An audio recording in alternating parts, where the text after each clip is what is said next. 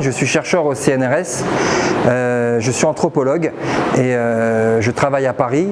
et je suis basé au Muséum national d'histoire naturelle et je suis venu donc ici au Sénégal pour faire la promotion de mon ouvrage, donc Décor pour paraître, la corpulence et ses perceptions au Sénégal. J'ai fait ce travail dans le cadre de ma thèse de doctorat entre 2008 et 2012. Donc j'ai été poussé par ce travail m'a motivé dans le sens où durant ma thèse de doctorat, on travaillait donc au sein de l'unité mixte internationale CNRS 3189 environnement santé société qui est basée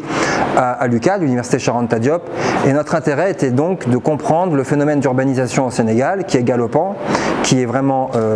culminant et qui a des conséquences sur le corps tant sur un plan biologique que culturel. Et donc l'important est de savoir comment est-ce que les Sénégalais donc changent leur perception du corps avec les effets donc de l'urbanisation, d'un meilleur accès à la nourriture, mais aussi sur le plan culturel, l'influence des médias, l'influence de la vie moderne qui vont modifier ces conceptions du corps et notamment valoriser un corps plus mince, une perception qui donc sur le plan de ce qu'on appelle les traditions au Sénégal, du Tiosan en Wolof, eh bien, était plus ou moins donc moins prégnante, inexistante. Donc on a un phénomène tout à fait inédit où en quelques décennies on observe ce qui s'est passé en Europe sur 150-200 ans, c'est-à-dire des jeunes qui remettent en question les valeurs des aînés et s'ouvrent à un culte de la minceur qui soulève bien sûr toutes les questions sur le plan de la santé publique. Nous travaillons en collaboration avec le Sénégal depuis donc des décennies et cette question est tout à fait criante au Sénégal puisqu'on voit donc des femmes d'un âge mûr qui continuent encore à valoriser un certain nombre de points et qui peut être signe, peut être facteur d'obésité dans les zones urbaines et en même temps paradoxalement on va trouver des jeunes qui vont valoriser donc des formes beaucoup plus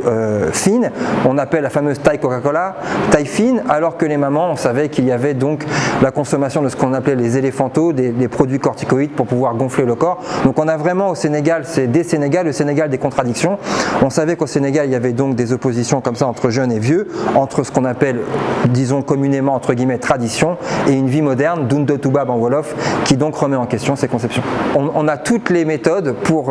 qui permettent de grossir et de maigrir, puisque en fin de compte c'est un ouvrage scientifique et donc on a tout un ensemble de stratégies mobilisées par les individus pour prendre du poids, que ce soit des stratégies alimentaires par exemple ou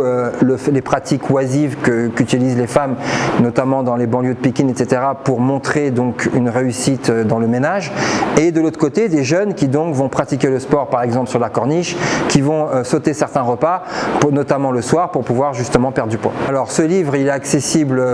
en ligne très facilement, il est à Gilbert Joseph, il est à la FNAC, il est chez Présence Africaine puisqu'il est publié chez Présence Africaine et il sera aussi disponible, il est aussi disponible chez l'Harmattan ici à Dakar.